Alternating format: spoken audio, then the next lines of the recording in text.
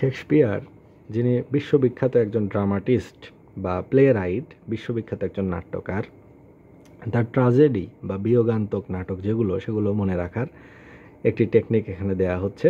তবে সাধারণ একটি কথা, সেটি হচ্ছে যে অধিকাংশ ট্র্যাজেডিগুলোই হলো সরাসরি ব্যক্তির নাম আছে, অর্থাৎ শেক্সপিয়ার যেগুলো ট্র্যাজেডি নাটক লিখেছেন তার প্রত্যেকটাই কোনো না কোনো ক্যারেক্টারের নামে, অর্থাৎ কোনো না কোনো চরিত্রের নাম আছে। তাহলে যে নাটকগুলোতে কোনো ব্যক্তির নাম আছে এরকম যদি দেখা যায় তাহলে বুঝতে হবে যে ওটি শেক্সপিয়ার লিখিত ট্র্যাজেডি। তারপরেও এখানে একটি লাইন আছে যে সিজার অ্যান্টনি টিটাস ট্রোইলাসকে রোমের কিং হ্যামের কাছে নিয়ে গেল। এটি দ্বারাও মনে রাখা যায়। তবে সাধারণ টেকনিক হলো যে কোনো ক্যারেক্টারের নাম দিয়ে যে নাটকটি, সেটি হলো শেক্সপিয়ার লিখিত ট্র্যাজেডি নাটক, নট কমেডি, ট্র্যাজেডি বা বিয়োগান্তক নাটক। যেমন এই সিজার দ্বারা বোঝাচ্ছে জুলিয়াস সিজার, এটি একটি ট্র্যাজেডি। অ্যান্টনি দ্বারা বোঝাচ্ছে অ্যান্টনি অ্যান্ড ক্লিওপেট্রা।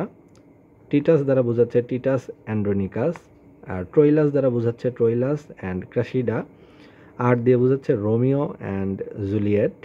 ও দিয়ে বোঝাচ্ছে ওথেলো, এই যে রমের আর দিয়ে রোমিও অ্যান্ড জুলিয়েট, ও দিয়ে ওথেলো। আর এই যে এম দিয়ে বোঝাচ্ছে হলো ম্যাকবেথ। আর এই যে কিং দিয়ে বোঝাচ্ছে হলো কিং লিয়ার।